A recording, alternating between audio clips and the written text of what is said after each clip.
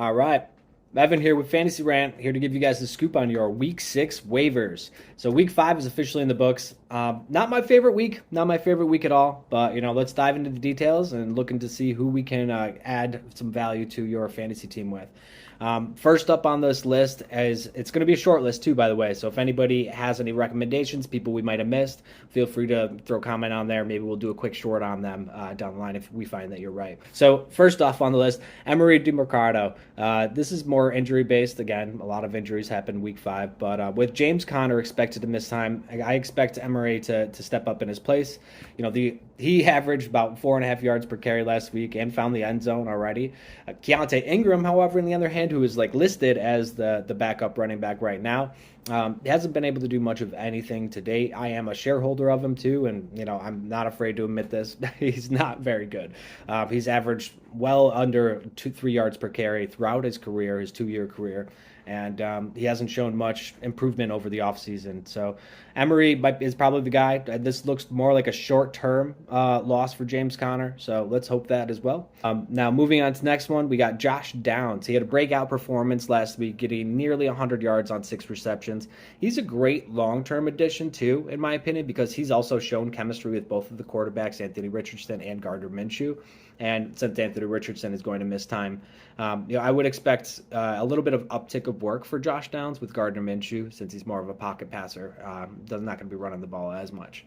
But I like Downs. I'm a shareholder in Downs as well, and I'm looking forward to seeing what he could do. All right, Jeff Wilson.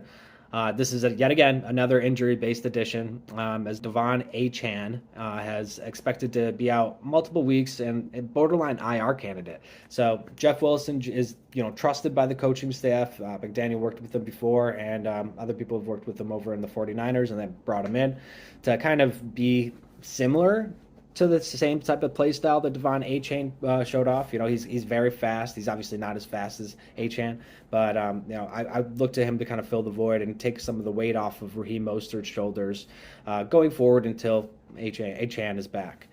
But moving on from Jeff Wilson, we got KJ Osborne. There's too many injuries this week, and this is the biggest one. Justin Jefferson, it truly breaks my heart.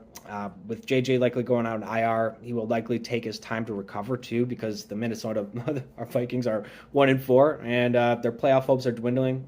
That may not be expecting to compete much this year, and they may want to make sure that they have fresh legs for JJ when he is able to come back, or make sure he doesn't re-injure any risk they want to avoid there. So I expect KJ Osborne to fill a substantial amount of the targets left behind by this, but obviously don't expect him to produce with the same efficiency as Justin Jefferson. But I also increase uptick in TJ Hawkinson, things like that too. But that's really all I've got for you guys. Like I said, it's a short video. It was really tough to find some guys here with these injuries kind of being at the forefront. These are the main guys you want to focus on. Of course, we have those honorable mentions like Michael Wilson and some other people like that too that we'll throw out there. Yeah, that's pretty much it, boys. Let me know what you think. Till next week. See you.